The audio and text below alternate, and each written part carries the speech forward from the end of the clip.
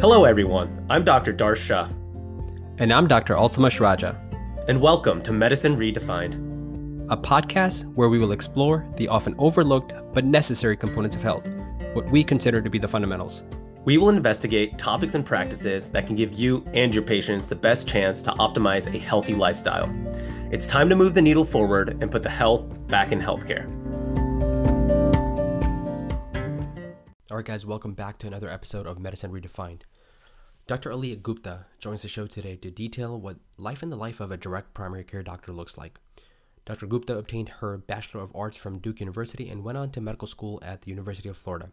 Subsequently, she completed a family medicine residency at Overlook Hospital in New Jersey, where she served as chief resident.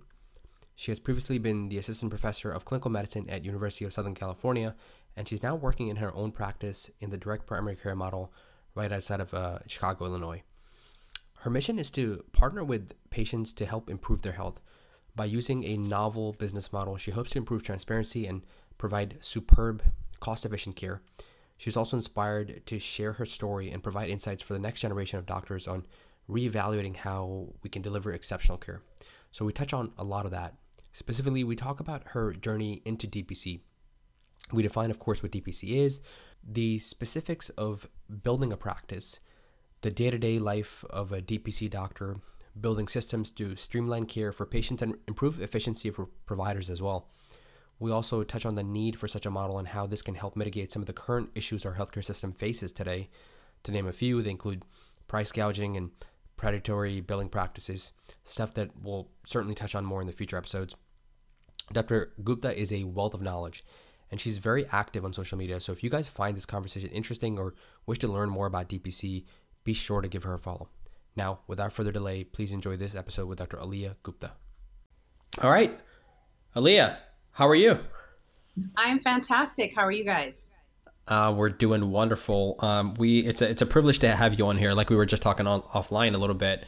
It's interesting how we all got connected. We're going to talk a little bit about social media and how we can maximize that for benefit for education. But it's also good to just kind of connect with like-minded people such as yourself. And as I was getting geared up for this conversation and I was doing some research, as I always do, I noted that you spent a lot of time on the East Coast doing your training. Then you spent a lot of time on the West Coast, right, working. And then somehow you ended up in the central part of the United States where, as I just came out, we're looking for my first job and you're looking at contract negotiations and salaries. And you note that the bi-coastal areas are very competitive and nobody wants to go to the center.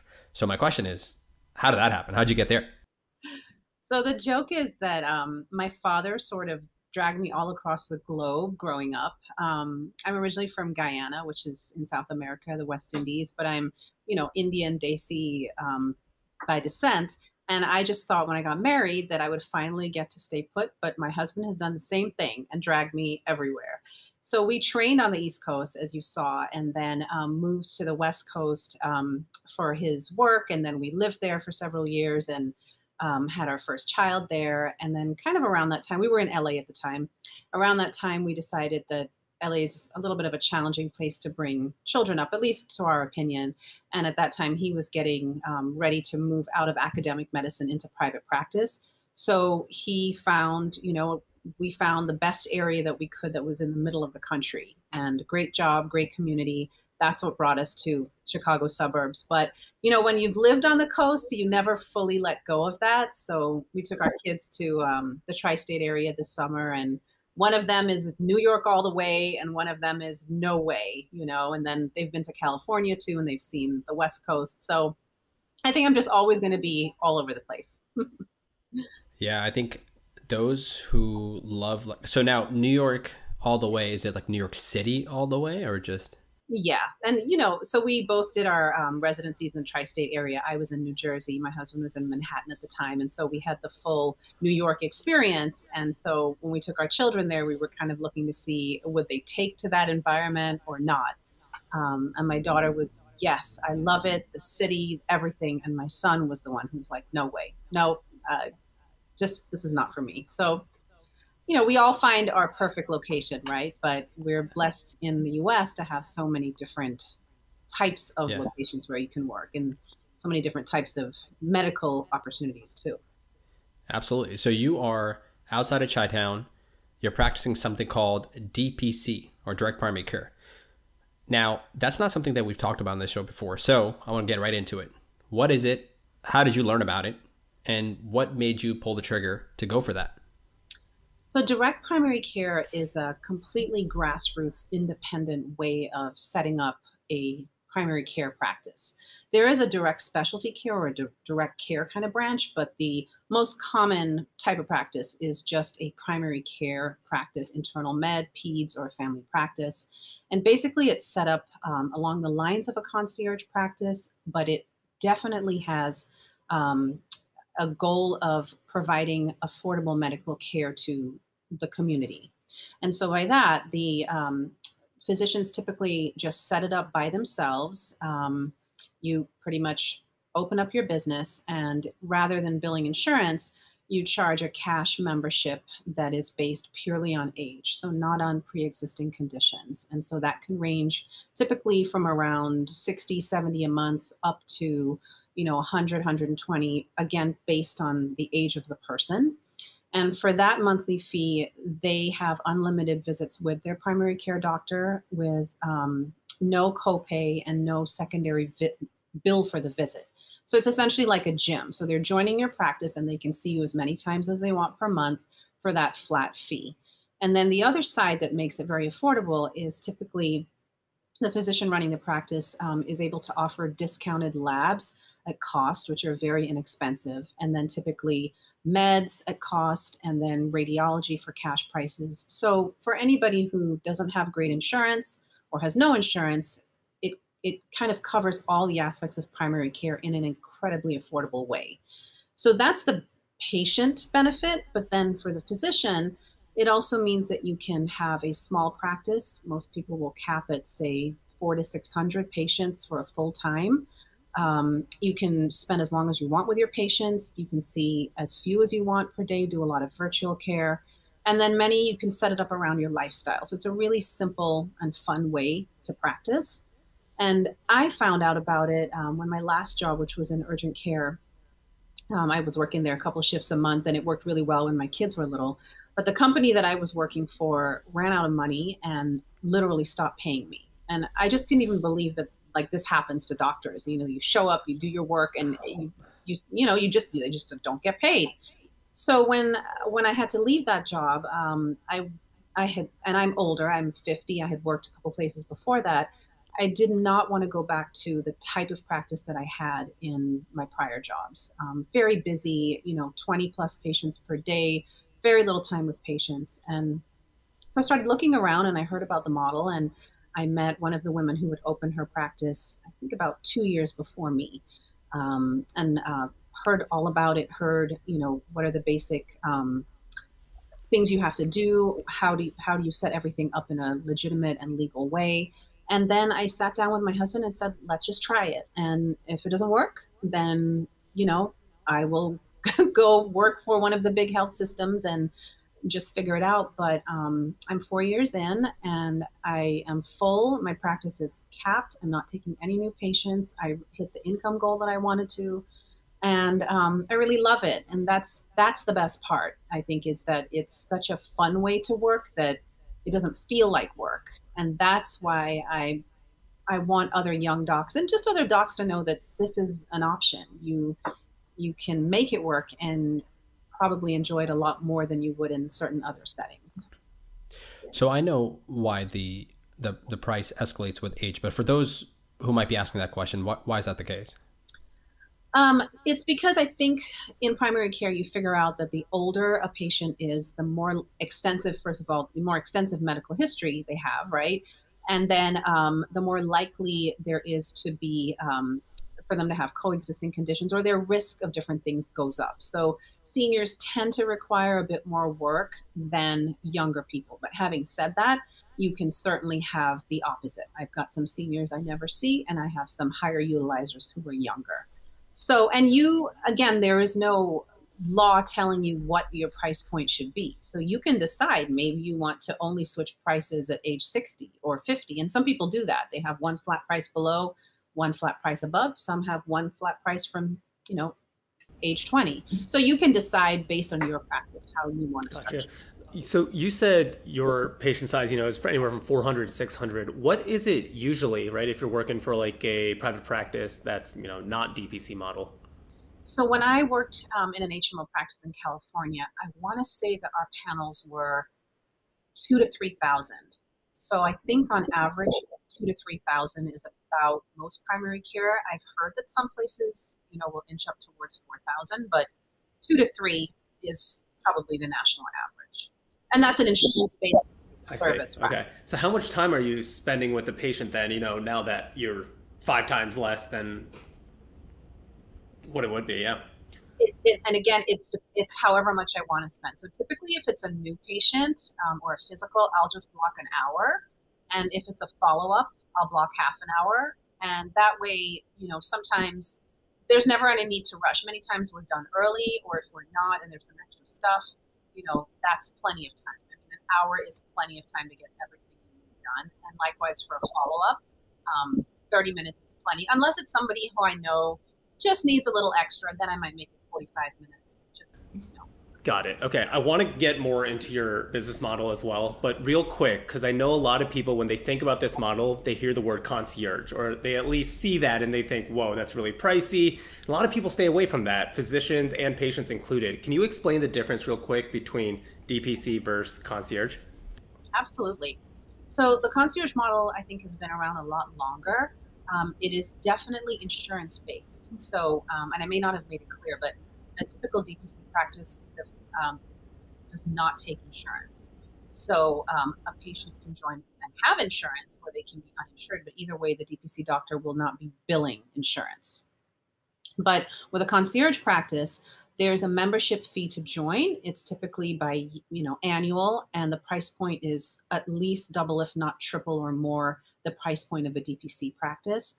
Plus, the concierge doctor will bill each time they see the patient. So if they have a visit or a house call or whatnot, they will bill insurance, as well as, in addition, they have the membership fee for the patient to belong to their practice. So for many patients, it's just unaffordable, because it's on the range of 3 to 5 grand to belong to the practice, plus the insurance is getting billed. So that's one side. Whereas with the DPC practice, let's say it's on the higher end, 100 a month, that's 1,200 a year, plus no bill when you come in, and no copay, and so no other fee to the DPC doctor, right? So there's that financial difference.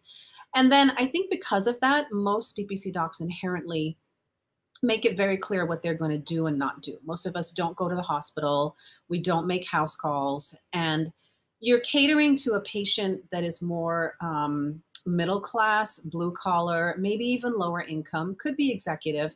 But you have to be clear that at this price point, you're not going to provide what a true concierge doctor can provide. And so I think once you kind of see where you fall within the two, it makes sense. On your website, I think it's in your About Me section, you said, and I quote, "My greatest strength as a physician is my ability to connect with people." I love that. And I found it interesting that you led with that. Why is that important? I think that's important because when you truly can have a relationship with somebody that anybody in life, honestly, but somebody that you are providing a service to, I think the experience is far better for both of you. And as physicians, a lot of what we do is counsel people. A lot of what we do is help guide people towards a better state of health. And it's really easy to do, and it's fun when you have a relationship and a connection with the person. It's easy to read, how much can you encourage them this way or that way? What are they anxious about? What are their pain points? It just becomes very simple to see. And so I always thought that was the basis of family practice and the basis of primary care. And it's just always been the way I've practiced. But as I opened this business, I found that it has a lot to do with how you run a business as well. And so people you meet along the way, how you help each other, relationships you build, and it just makes the day-to-day a lot of fun, versus when you're dealing with people that you don't see eye to eye with, or are just difficult to work with. And then it just makes your day, it can be very draining, to say the least. And I had that in other jobs. So I really appreciate not having it nowadays. When you describe it that way, it makes me think about something I recently learned about, right? It's the concept of relationship centered medicine. You know, if we rewind the clock 40 years, it's, medicine is just this very paternalistic point of view where, you go to the doctor and it's like, okay, this is how things are going to go. And that's how they happen, right? And then there's this pendulum, which we talk about time and time again, that swishes all the way to the opposite end. And it's all like, now medicine is, you have, where somebody once said to me, look, we're just really good sales rep and it's customer service and you're targeting to the consumers, right? And so, and today patients are so informed by the time they come to your clinic, right? Somebody comes to me asking for a procedure. They've already watched 6 YouTube videos on how to do it. And they're telling me like, well, aren't you going to do it this way? And it's always very interesting. And this concept of, not necessarily physician-centered, not person-centered, which as good as it's a relationship-centered, because it's a two-way street, right? Yeah. That's what it sounds like to me. Oh, absolutely. And I think the more you practice, the more you learn how to read people. And then it makes it a lot easier when you are trying to talk them into something or out of something, or again, just meet them halfway. And I honestly don't give it's something I tell my patients, I'm not here to give you a hard time. I'm honestly here to educate you.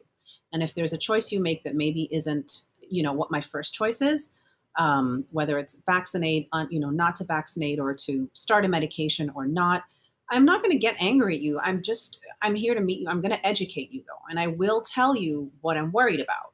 So I'm afraid that if you don't do this, this could happen, or now we have to be on the alert for this, this, and this, because, you made this choice.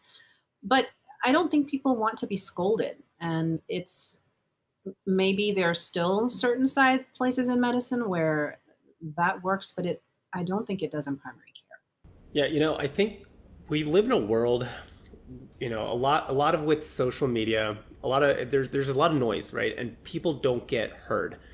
And I think as a doctor, or at least patients come to doctors not only just to get healthy or to get treated, but it's also to almost justify what they do on a day-to-day, right? Whether they're smoking or whether they're not exercising enough.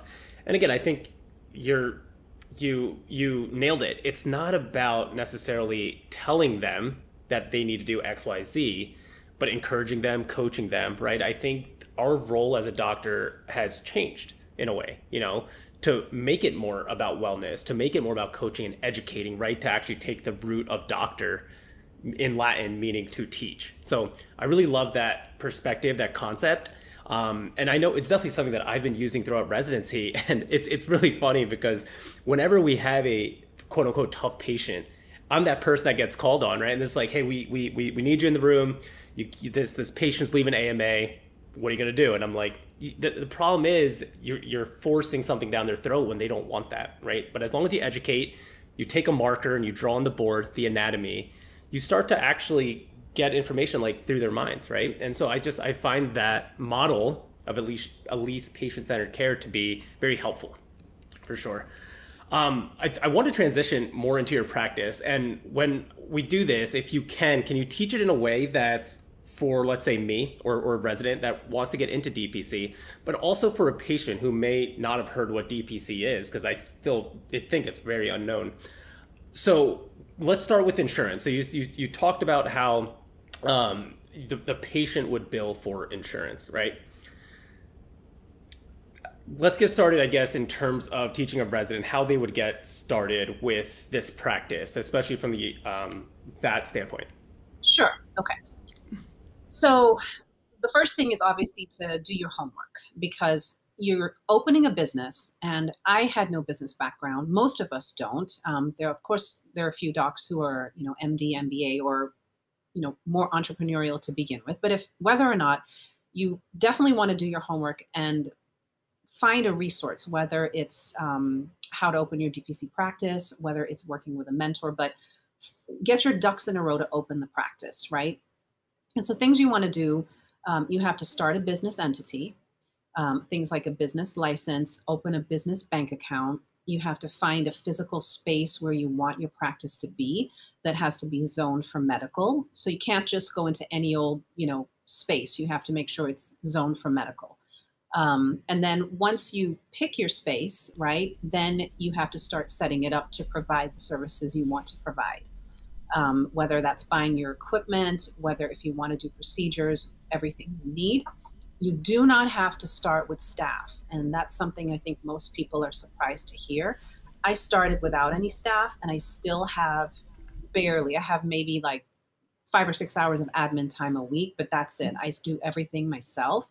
And many of us start that way. And then as you grow, you can decide you want to bring a staff member on, or if you open and maybe you worked somewhere else and you're bringing patients over and you bring a staff member with you. But many of us, or in the case of coming out of residency, you may not have any patient base. So you're just going to open your doors, right? And then you want to set up so you have your business, your LLC set up. You have your bank account. You have your physical space. Then you need to start with a DPC-centric EMR. So I use one called Atlas. There's a couple of them. But that to me is actually one of the most fun parts of running the practice because everything I need to do, the EMR does for me. So I keep a credit card on file for the patients. It bills their monthly membership. When we order labs and meds, those go through the EMR as well. I do my charting. I can text people, email them, and that all gets saved in their chart within the EMR. So if they text me and we're talking, okay, let's start, antibiotics for cellulitis, go pick it up at the pharmacy. All of that is in their chart already. And if they've emailed me with questions, those emails are all funneling. So I don't have to go back and double chart. And so I really love that and it works really well on my phone. So I can be in line waiting to pick up my kids and I can take care of patient things before they come in the car. Or, in between washing dishes, I'm handling stuff because I can just do it really quickly on my phone. And so then you've set everything up. You've got your EMR going. You can start enrolling patients. You can schedule their visits through the EMR. And then, they start coming in. The hardest part is probably marketing your practice, especially if you don't, have an existing job where patients are going to follow you. And so that's a whole nother side topic in terms of how you build your practice. But opening this type of practice is a lot simpler than a typical fee-for-service private practice because you don't need a biller, right? You don't need all these contracts with Blue Cross and United. You don't need, half of those things because it's just you and your patient and that's about it. You still, I think, and everybody should set their practice up to the standard of practice. So for example, any tests I do are CLIA waived. I log all my labs.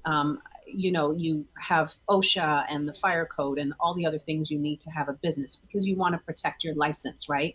At the end of the day. But so much of the administrative things that you have to do in a fee-for-service practice, they just aren't even there because you're not taking insurance. And that's probably what simplifies it the most. What does it mean when a site is zoned for medical? You mentioned that. That's pretty easy. It just means that whatever building you're working in has gotten that approval that this is a site that, you can have a medical practice on site. And that's that's just something that the owner of the space has to figure out and then let you know. And I think it sort of makes sense anyway, because you usually want to have a sink. And so in order to have a sink, most places will qualify. Right. So it was very easy for me. To tell you the truth, I don't know if anybody would really say anything if you try to open in a space, but it becomes the liability of the owner, right? So in that case, if you're opening a medical practice and he's not zoned for it, he's probably not going to want to have you because it's his building.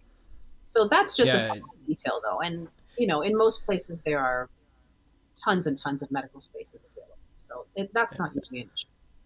Gotcha. And it certainly doesn't, it's such a low hanging fruit. It doesn't seem like a place where somebody would want to cut corners. Not that you'd want to cut corners anywhere, but you also mentioned you want to use, or if I heard you correctly, an EMR specific for a DPC model. Mm-hmm. Why can't you use something like one of the popular ones like Epic or, God, Athena's so terrible, but Cerner or something else? You could, but I think it would be very cumbersome because and it would probably cost a lot more. I have no idea what they cost, but I know that the one I use costs $300 a month. And so that to me is very affordable because, and then it runs the credit cards that the patients keep on file and then sends all those payments over to my business bank account. So I don't know if Epic, which is what my husband uses and as you said is well known, I don't know if it's set up to do all those things. And if then, and also if it's going to cost a lot more, and sort of tie your hands. But there are two or three other ones, and because DTC is growing, there's more of a market for different EMRs that will also, bring your faxes in, put the faxes in the patient chart, and keep everything all together. This is an oddly specific question, but when you were in the market and setting up that EMR, considering how important it is to set that up, to build your systems up front, you've talked about that before. Were you able to trial different EMRs for like 2 weeks at a time and say, hey, this is the best for my workflow? Can you do that? I think you can. Nowadays, I think you can. At the time I opened, Atlas was the main one, and there really weren't a lot of other ones. And so much of what we do in DPC is you don't want to reinvent the wheel if you don't have to. And so I talked to other DPC docs. There's a DPC docs specific Facebook group that is only for physicians and specifically physicians interested in DPC. You have to be brought in by another member.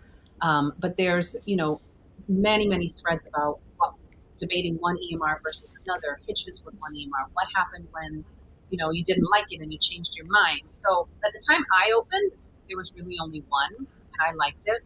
Other people like the newer ones.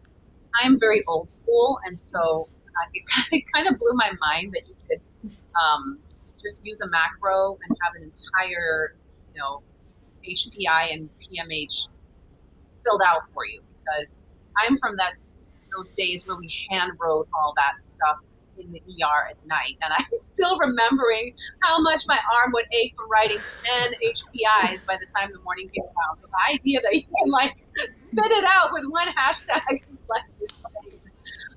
So I went with one that kind of looks like that old school note, but there are other people who like the sections broken up into bubbles. So it's whatever your preference. But I love the one I have. It's really good. And I don't think you're going to have a problem finding one that sort of fits what you want. Yeah, I'm still waiting for the EMRs that they should be coming out hopefully soon, but you just talk and then the AI just kind of puts down whatever you need wherever you need it, and you no longer need scribes or whatever. So, but speaking of startups, I do know there are a bunch of companies now, even probably in the past 4 years that you started, who are coming out with these kind of like DPC models for EMRs. With Atlas, are there specific lab companies that you work with, or are you just drawing labs as if you would, if it were Epic, Cerner, or any other kind of EMR?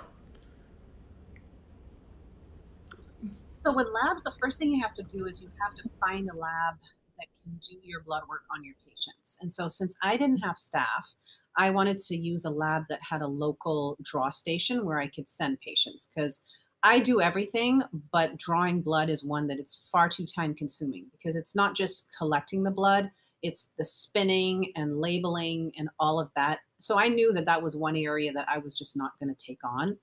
And so we have the big ones around here are LabCorp and Quest. And so I chose the one that was closest to me, because then I could send patients, and they bill, $3 for a lab draw. So it's a very small fee. And then the patients can go in fasting and you don't have to be here to bring them in.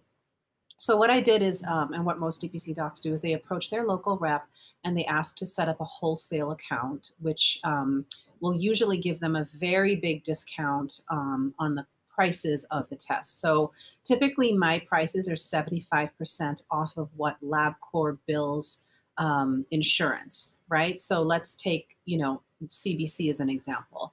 My price for the CBC is like $4. And so, and it will say 75% off the regular price, which means that LabCorp bills insurance $20, right? But then insurance is probably not going to bill $20 to the patient or whatnot. They're going to bill more, right? And so that's where all this marking up happens. And that's why the price of labs, when you have insurance, many times it's not $5. It's going to be $100 for the CBC, right? And then you wait to see, have you hit your deductible? In which case the insurance will take care of it. Have you not? In which case you will probably be paying the $100. So I set my practice up with LabCorp, and then once you have that account, patients go to the lab, you order the labs through Atlas, and then the patients go to the lab, do their blood. They don't pay anything. At the end of the month, LabCorp sends me a bill with all of my patients who they took care of, and I pay the bill. And that's how we keep the prices down. So I'm trying to explain it simply, but in essence, it's patients being members have access to this discount. And then LabCorp and I, we handle each other, and then I collect payment from patients. So essentially, and part of being a DPC practice is you don't mark that price up very much. So I add on enough for credit card fees and taxes, but essentially it's like 15% above the base discount price. gotcha. So the patient is still getting the bill. And you're not losing money because you have to pay your taxes and your credit card fees on everything that passes through. Does that make sense? So essentially the fee that they're paying monthly is already covering the labs and whatnot. So some DPCs do that. So they bundle that into their monthly fee or their annual fee. Some of us don't. And so I don't, because I feel that the price point of being a member is really, really good for what the members get. I mean, they get multiple visits per month if they need them for no extra charge. So I do the labs as additional, but some people include them. And I think it works well for my business model because some patients, they only need one set of annual labs a year, which might be 50, but other people, they need labs a couple times a year. And at this price point, it is a very manageable expense for the bulk of patients. And they are so happy that many times if they have insurance, most of the time they say, I just want to do them through your practice. I don't want to wait and see, is Medicare going to cover or not cover? There's always this big deal about vitamin D. I don't know why. Vitamin D ends up being billed out at like $250. And I'm like, why? It's like $17 for cash. So let's not even deal with it. Let's just do your vitamin D and run it through the practice. So it's a nice way for patients to save money. Yeah, and I think just because what I love about kind of what you've explained there is, and you've talked about this before in previous podcasts, is just you're very transparent, right? Throughout the whole conversation, it's clear. It reminds me of, I was listening to Adam Grant, and he had Mark Cuban on recently, who I forget what his company is for like pharmacy, and they're just talking about his big thing was the reason we're selling is because he's talking about the markups, but they're doing markup too. It's 15% for them, but they're so transparent about it. And comparatively speaking, with the traditional healthcare model, it's a ridiculous amount of savings, and people see that and they understand that. And most people can appreciate that, hey, this markup is okay because again, you are providing a service, and lots of times people are providing products, and that's okay. They do have to pay somewhat, as long as it's not unreasonable.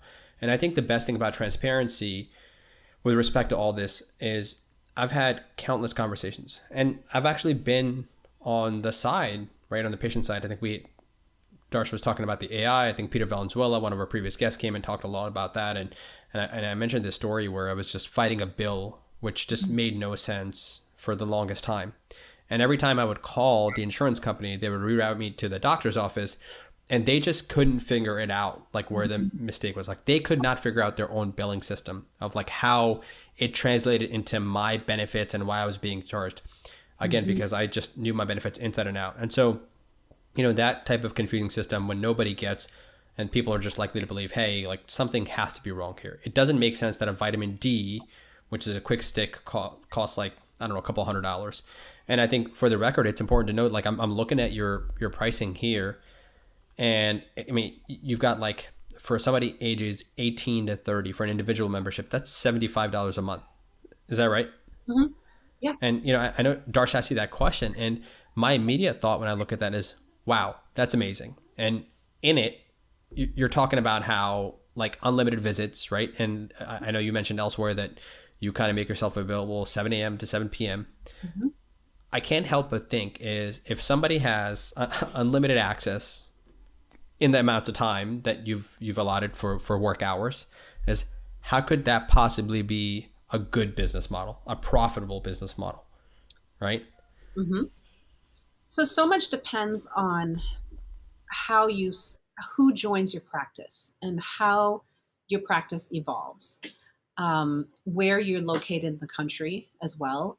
Kind of, you have a little bit of play with your price point there. People are charging a little bit more in downtown Chicago, New York City versus in, say, rural Ohio or, rural Texas. But so much depends on who's in the practice. So mine is sort of split between uninsured small business owners and employees and um, executive or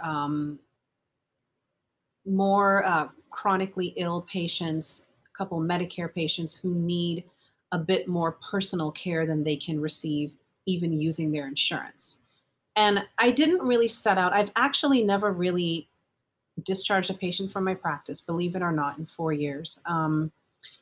You have that option if you think that someone is, you're not able to provide the level of care that you want to within this model. But having said that, I really think that if you do the work up front to take care of your patients, things settle down because the majority of them, they actually don't want to be having appointments, coming to the doctor. Most of them just want to get things taken care of and monitored over the course of the year. So hypertension, diabetes, spaced out every 4 months or 6 months. So some things settle down in time, but to answer your question, filling your practice with a balance of higher utilizers and lower utilizers is important for the model to be sustainable.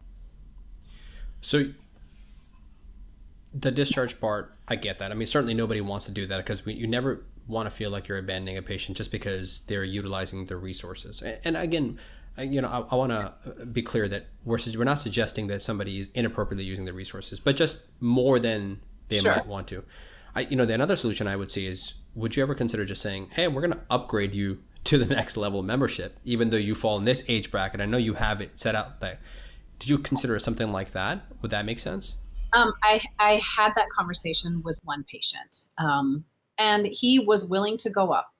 And then I said, okay, let's just see what happens. And we worked a bit, we worked through things, and we got things to settle down. So 4 years in, I feel that pretty much everybody I have is using things appropriately. And because they're with me for different reasons, the ones who are more uninsured small business in the small business world, they really are receiving a financial benefit. And they are usually a little bit younger, slightly healthier. So they are not coming in as much. And the ones who are coming to me more for access, who have insurance and who could go somewhere else, even then, over time, things settle down. So I think it naturally resolves itself. At least that's been my experience. I'm curious to know how you communicate with your patients in regards to them maybe expecting more about your scope of practice, right? I'm thinking a lot of people who may choose DPC or let's say concierge medicine or this model away from kind of what we know as healthcare think my doctor should know functional medicine, integrative medicine, they should be able to do XYZ procedures. What's that initial conversation that you have with your patients, especially the ones that may not have followed you from your previous practice? That's a great question. I am a straight up old school, down and dirty family doc. That's who I am. That's, what I've been doing for the past several decades. So I just tell them straight up that this is what I do. I'm not a functional medicine doctor. I'm not a naturopath. I'm not anything else. And I completely believe there's a place for multiple types of approaches to medicine and there's benefit, but this is not what I do. And I think once they hear that, they get it. I can't be something that I'm not. And I think that's it sort of stands to reason for most of us, right? That you have to be authentic. You have to be who you are. And if this is not something you provide, you just don't. And there are others, by the way, there are other DPC docs who do more wellness and functional medicine, and they don't do as much general primary care. There are all sorts of ways now that people are structuring this model, or even just other types of practices. Some people will do only wellness, and then they will encourage the person to have a separate PCP for sick visits and chronic illnesses, or things like lower back pain, or things that maybe they are not going to be addressing. So, and some patients want that. And there are patients that come to me that sometimes still go for a consult with a functional med doc, or with an acupuncturist, or with a, and as long as, I feel, as long as we are open about it and we keep everything up front, then I'm fine with that, because Western medicine has its limits, as you know, and there are things within chronic care that sometimes you just can't, fix them. And so if there's an alternative way and it works and we can all keep company, then I think we have to be a little flexible nowadays, because, as you said, the consumer and the patient are informed, and they're looking for more than just this patriarchal type of healthcare. And I think it's important to just have those collaborations, because if the patient benefits in the long run, then that's our goal. What about procedures? What kind of procedures do you do? You mentioned general and primary care, and I know that a lot of family medicine doctors will do some preventative screening, biopsies, that kind of stuff, pap smear. Is that part of your practice as well? Yeah, so I do women's health, so pap smears, STIs, that sort of stuff is very, bread and butter for me. I do a little bit of derm in terms of skin biopsies, simple ones, shaves or punches, but I am not a particularly procedural person, so that's not my wheelhouse. It's not an area that I really like to do a lot of, even when I worked in fee-for-service jobs. But there are other DPC docs that are doing tons of things. Joint injections. There's one person who's doing, I can't even believe it, DPC and OB in Texas, and she's delivering babies as a DPC doctor, under the auspices of the OB team. I mean, just amazing. And so a lot of people are doing far more than I do, which is to their comfort level. And then there's room in DPC, of course, for aesthetics, if you want to bring that in. Again, I don't really have time to learn it and bring it on, but a lot of people are, and they're starting out with, fillers and Botox and lasers. And it's also a nice side stream of income, but it's also, because that's obviously additional, and it's cash, but it's also just, I think, a different way to break up your day to day. Don't want to necessarily only be doing chronic care or preventive. It's just a different type of medicine that they enjoy. So there's scope for that. What percentage of your practice is in person versus virtual at this point? So I'm going to say maybe 50-50. It feels like 50-50. Obviously, in the pandemic, everything switched to virtual immediately, and there was no additional charge or anything different for patients. I just kept going. We just kept seeing patients virtually. And I split my week up. Monday, Tuesday, Thursday, I see patients in the office or virtually, just depending what they want and, what's better for them. And then Wednesday, Friday, I do probably like a half day or less than a half day of admin or referrals or follow-up stuff. I try not to do any care on those days, any patient care, unless there's, that's the only time I could set up a phone call. I try to put all my clinical care on Monday, Tuesday, Thursday. And so far it works. So with your virtual practice, did you expand geographically? I know you mentioned different DPC models in Center City and that kind of stuff, but are you only practicing in the state of Illinois, or have you expanded out? So I only practice in the state of Illinois because I'm only licensed here. But I have one side caveat, which is that Florida is the only state that allows you to have a telehealth license. I forget, there's a loophole for basically any of my patients that go to Florida. I can still provide virtual care to those patients, but not to new patients, because I'm not officially licensed as a Florida telehealth provider. But I have Florida's permission to see my patients when they go there, which, as you can imagine, we have a fair amount of traffic between Florida and Illinois because of the winter, right? Um, Do all snowbirds only go to Florida? Well, how come nobody goes to like Arizona or Southern California? Is it because it's too expensive? Is I that what it think is? that's why. I would Um, totally go to SoCal. Like I don't So understand. I agree. I grew up in Florida, so Arizona is getting popular though. Tucson and Scottsdale are definitely picking up some newcomers. but did that answer your question? You said where? Yeah. So yeah, only in the state of Illinois, but not all of my patients are nearby. Some of them are in the city. Some of them are in Aurora, which is like almost or places like about an hour away. And I just tell them up front, I try to see everybody in person every year, once a year.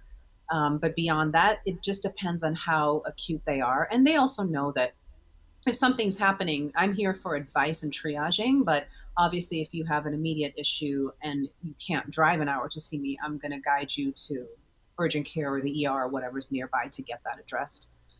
But people just really appreciate being able to get questions answered quickly and know, hey, what am I supposed to do for this bee sting? Is it infected or not? And I'm on the road I've got a GI bug. What do I do? You sent me in some Zofran. So just simple things, just getting an answer. Love it.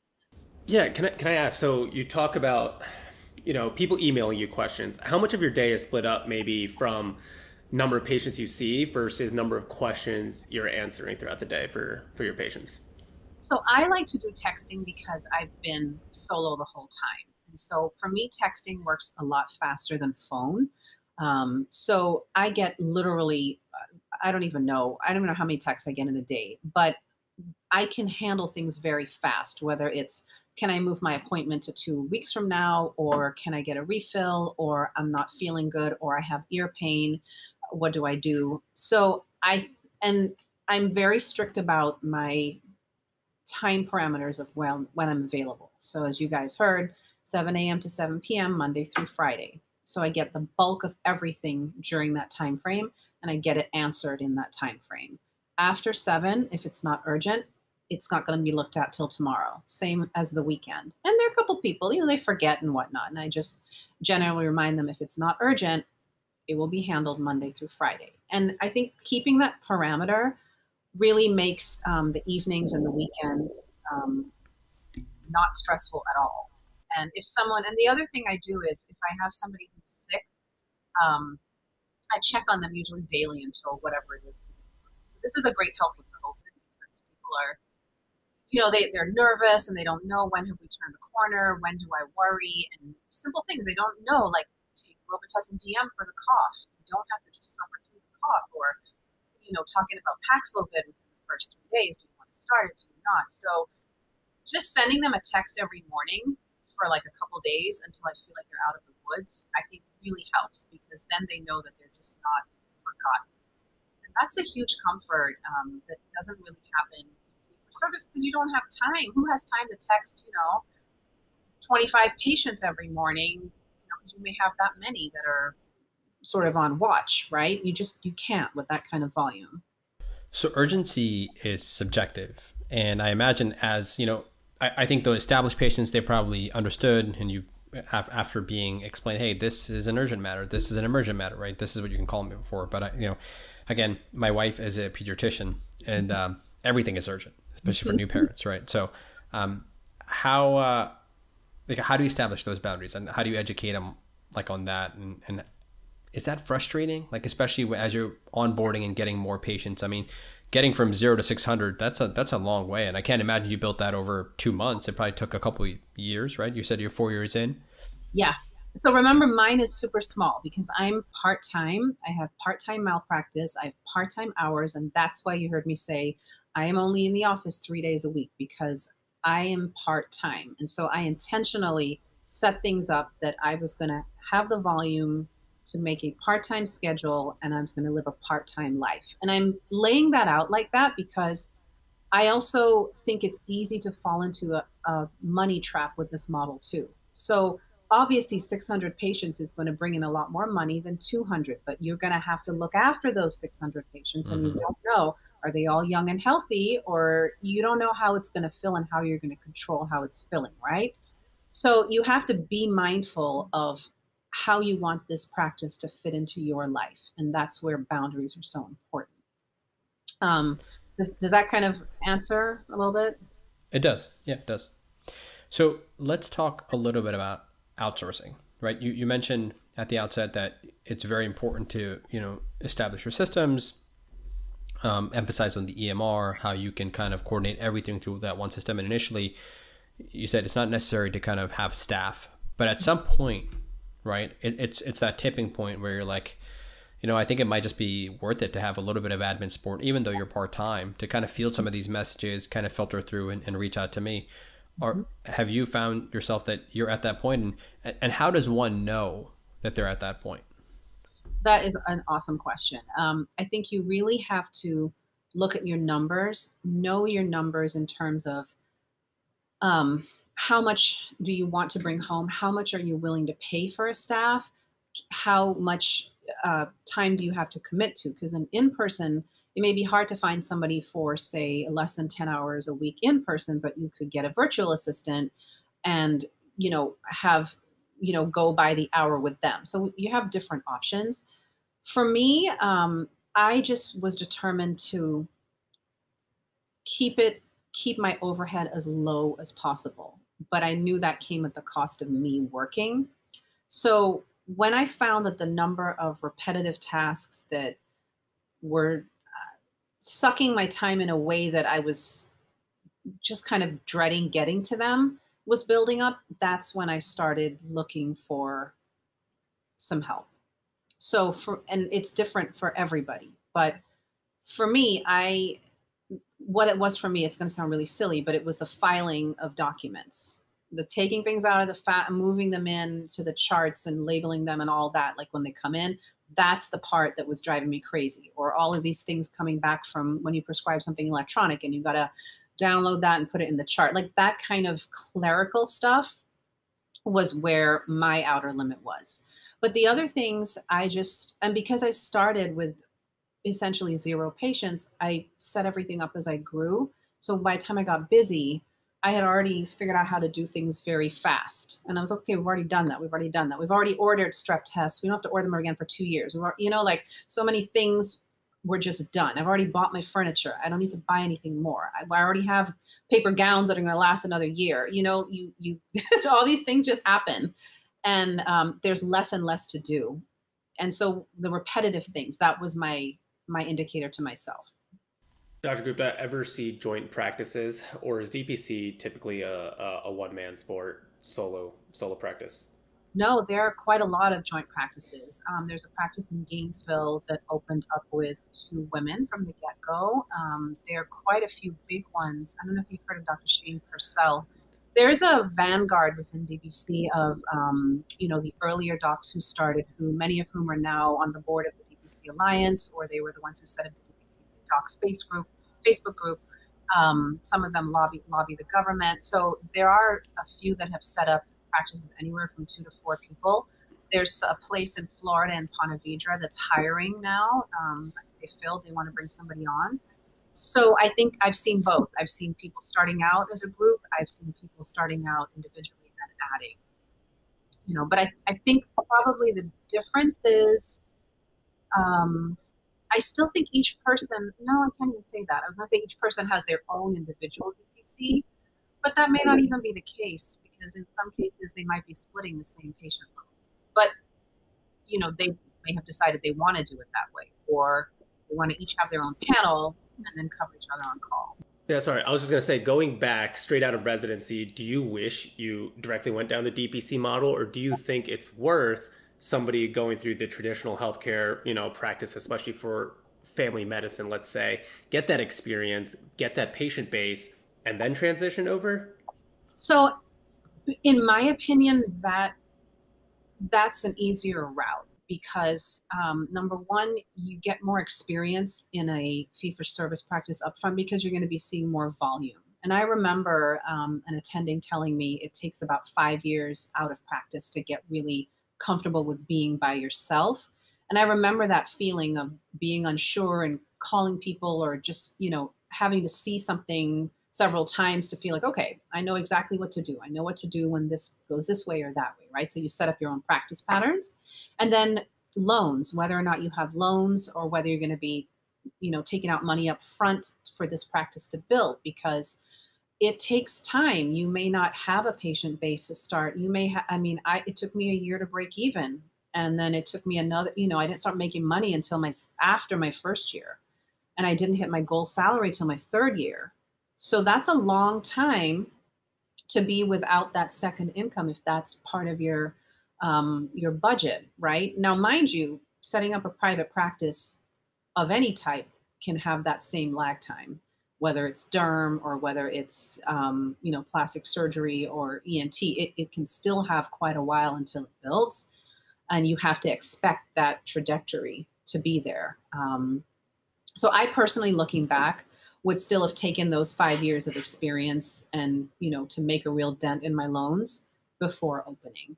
But there are people nowadays opening out of residency. Paul Thomas in Detroit opened out of residency. Jade Norris in Nevada, I think it just graduated and opened. Some of the younger docs in you guys' age group are doing that. Most of the older docs like me, obviously had other jobs before we came to DPC. But I do wish I could have started earlier. In some ways, I wish that, a couple of years earlier would have been fun. But having said that, when you have small kids, as you know, they have a certain demand. And so you may not have the mental space to be able to start a practice and let it grow when your children are that little. So it just depends on you and your life circumstances. Yeah, much is the case with really any project. I mean, take this podcast, right? We're coming up on 2 years in just about a month, and that's time and investment, particularly because we both started when we were trainees, right? So, but I think when there's a purpose, and previous guest Brian Suter talked about, that's why you have to have pleasure in the process when you're doing these types of things. And so, I know we didn't talk a lot about your journey and kind of how we got there. We touched on it here and there, but I'm of the firm belief that everything that you do, there's an opportunity cost, right? It's good, it's bad, and we have to justify it as we make those decisions. And so I'd like to know one thing, right? You've worked a quote unquote traditional model and you switched over to DPC. One thing that you've gained from making this switch that's been invaluable. It can be really anything from your personal life, business, whatever it's fed your, curiosity, whatever it might be. And then one thing that you've lost. So the main thing that I've gained through opening a DPC practice is true joy in my work. I never had that in any other job.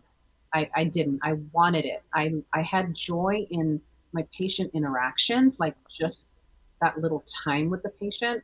That was where the little bit of joy was. But it was just squashed by having to go so fast and having this schedule that people could just stick people in, and then you thought you're going to be okay with 10 for the day, and now for the half day, and 10 suddenly became 12 and 15 or whatever number it was. And I remember hating people having the power to make me work more when I was already working so much. And so the difference with DPC is not only is the patient care far more involved, endlessly enjoyable, because there isn't that rush and that high number and that need to perform to somebody else's standard. But the business side is really, really fun. And I really enjoy, because it taught me to use a different side of my brain. It gave me a chance to be creative. It gave me a chance to be sort of fiscal in a way and learn, how can I do this for less?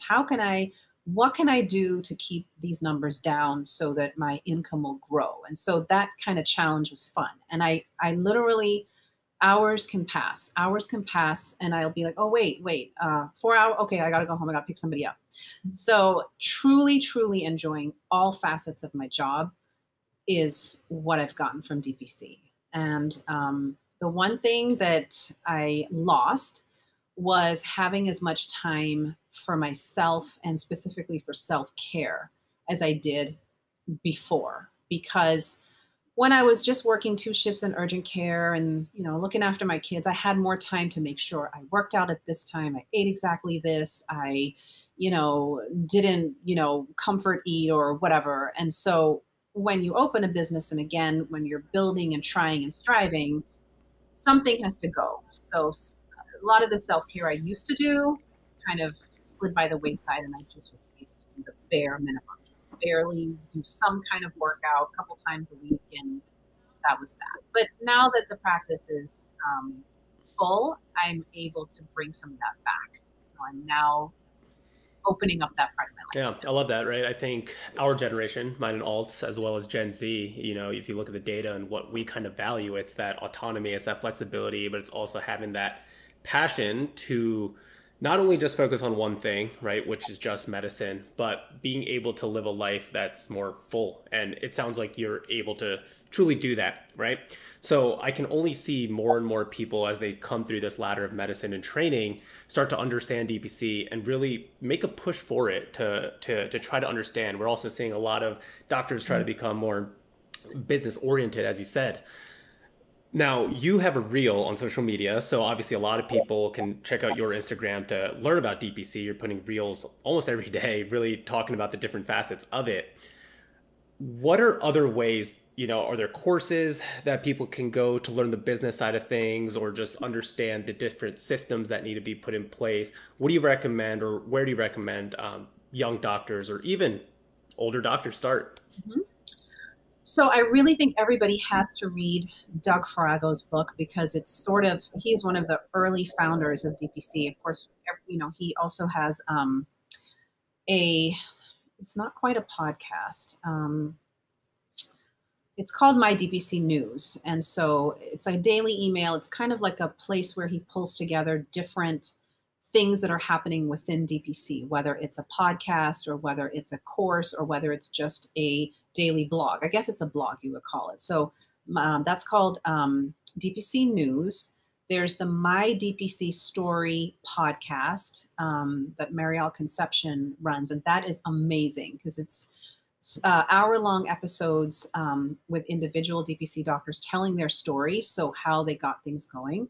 But the book, How to Start Your DPC Practice by, again, Doug Farago, everyone should read that. It's quick. It's a paperback. It's been updated. It's an Audible. It just kind of gives you the lay of the land very quickly. So you have an idea. This is kind of the quick and, overall theme of what I'm going to be getting into. And then after that, I would recommend joining the DPC Docs Facebook group, because you can get a lot of one-on-one connection and information. And then the DPC Alliance is also amazing. And they have a curriculum. So, episodes and posts of different topics within DPC. And there is a more extensive course that goes through many of the modules or many of the legal steps and things that you may want to set up. And that's Kimberly Legcorb. She sells her course, and you can go through it to pull out different things you may need to set up your practice. But everyone has a different budget. Everyone has a different, time commitment. But if I had to pick one thing, I would read that book and look at the DPC Alliance website, because I think there's a lot of good content on there as well that's just easy to navigate. Cool. So you're on Instagram. Again, you're doing reels. I think you have a lot of great content. Where else can our listeners find you? I also just opened TikTok. I'm still new to TikTok, but I have the same account over there at Dr. Aleea Gupta. As you guys know, I know you guys are over there too. It's a different space, but it's also really fun to connect in a more natural way on that platform. So either way, same account. On that note, actually, since we have a couple more minutes, I would like to get your perspective. You talked about this on the My DPC Story, social media tips, right? Because I think you do a great job, and I think it's since you brought up TikTok, I was recently, I don't know where I saw this. I probably saw this on social media. Somebody was talking about kind of just the revenue that all the social media platforms has generated over a certain time, over a decade, and TikTok is like at 4 billion within. I don't know. It's like basically the slope is 3x or 4x what what Instagram was, which I think historically was the best one. So what are some tips for individuals, again, the up and coming docs, or really maybe even the folks who are not millennials, who are not as comfortable getting in front of a camera, getting on Instagram, getting on Twitter, that kind of stuff, that, hey, you need to get on these platforms. How do they get started? So it's funny that you ask this. So there are two big DPC summits. I should have mentioned this. Two big DPC summits that are held just about every year. One of them is the DPC Summit, which is kind of under the umbrella of the AAFP. That was this past July. And then there's a Nuts and Bolts that's set up separately. And then that one I think is later this month. But those are also two great conferences to attend if you're interested in DPC, or you're a doc who's thinking about taking the leap. And they have different tracks within 101, 201, 301. So you can go to different lectures based on where you are. Are you about to open? Have you been open? Have you been open a while? So something else for the viewers and listeners to keep in mind. But this past summer, my talk at the DPC Summit was about exactly that, which is social media for DPC docs. And I gave that talk about Instagram, and then I'm about to give it at another workshop, but this time it's Instagram and TikTok. But to answer your question, I think one thing that's really important is, what is your purpose for being on social media? And for me, in the first 3 years of my practice, it was to market my practice. Because again, remember, I opened with no patients and I did all these different things to market. I went door to door, I joined the chamber, all of that. And I figured out that you can use Instagram in particular to really find your ideal patient and engage with them, and kind of show them more about yourself and vice versa. And that relationship definitely brought patients in through my door. But it's what I would say in a nutshell, just to keep it short and simple, is post content about DPC and about your practice, and don't worry about numbers and all these other things, but find your ideal patient. For many DPC practices, it's small businesses. So find small businesses that are local, like restaurants and barbershops and landscaping guys, and follow their accounts, engage with their accounts, support their businesses. And that's how they are going to be interested in you and join your practice. And that's kind of what my little niche, whatever you say, within the whole DPC community is, which is trying to teach other DPC docs how to use that, how to use the platforms to bring patients into your practice. Because none of us really need to be influencers or necessarily brand sponsored or anything, but you're trying to build your practice. And social media is definitely a good tool for that if you use it the right way. I see both sides of it, right? I'm going to play devil's advocate for a second here. I do really appreciate kind of just the overarching philosophy that you have, that we shouldn't look at the numbers, because that's not why we're there. That's not the purpose of it, right? And you also mentioned that at this point, that's not your lead generation, right?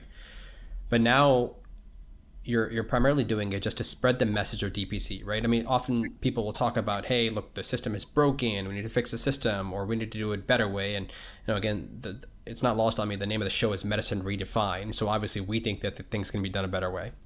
But at the same time, if you are trying to make some type of change, make the system better in whatever way that we all are, isn't it important to have more numbers so that your voice, your message can touch more people, and that can spread the love further out? So by focusing on that, wouldn't that also be accomplishing the goal? Or do you think overall that's not where most of the benefits coming from?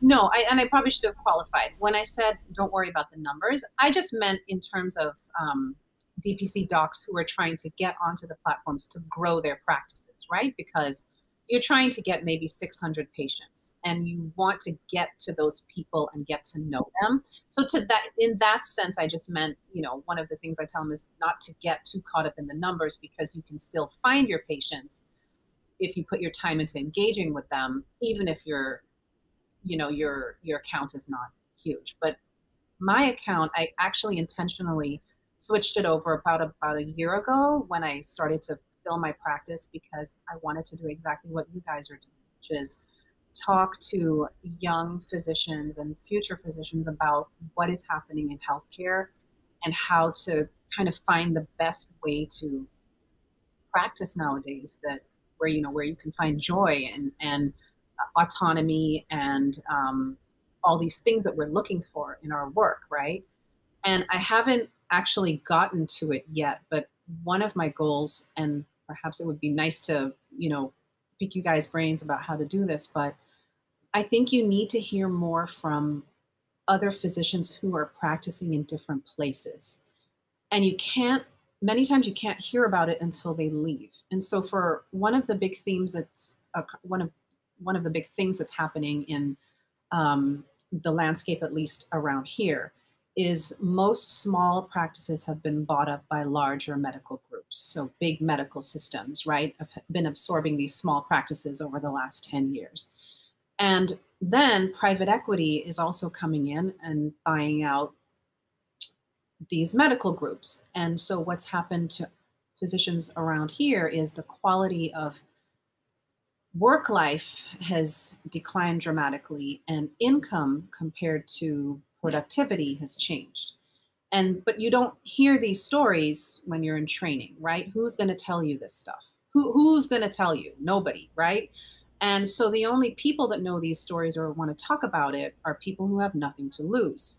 I'm one of them, right? Really, what do I have to lose now? And others who have maybe left those groups and set up their independent practices that can tell you why they left. And so that is my end game for you guys, which is to share more of that with you so that you know what it's like in all these different places. And I'm not saying that everybody has to go in private practice or open a DPC, of course not. But I think you just have to know. You have to know going into it what's involved, because you guys can do things that we can't. You can argue your contracts. You can reduce the distance of your non-competes. You can just say, no, we are not doing that. Or, some of the things that are happening it will blow your mind. But my hope is you guys will argue for more of what will make your job joyful and worthwhile. And if I can help with that, I'm here for you guys. Absolutely. No. And, thank you for everything that you're putting on, all the content. I know I've been learning a lot I'm going to say in the intro of this episode, I think everyone needs to get a pen and paper to really take notes and to learn and understand what's going on, because I truly believe this is kind of the future of where medicine's heading, at least. You talk about the business side of things, the startup side of things, people who are frustrated. These are all valid points. And I think that's a great way to ask you this question that we ask all our listeners is, how do we add the health back in healthcare? Put the patient first. Put the patient first. Do whatever you need to put the patient first. And I think that'll put the health back in healthcare naturally. And it'll also bring the joy back. Love it. Well said. Thank you. Thank you, Aleea. Thank you so much for having me, guys. And, stay in touch and look forward to collaborating further with you guys in the future. Thank you for tuning in to another episode of Medicine Redefined. Now, before that all-important disclaimer, a quick announcement. As I mentioned before, Darsh and I have had so much fun over the past 2 years, creating content for you guys, bringing on some amazing guests, and just building a large network.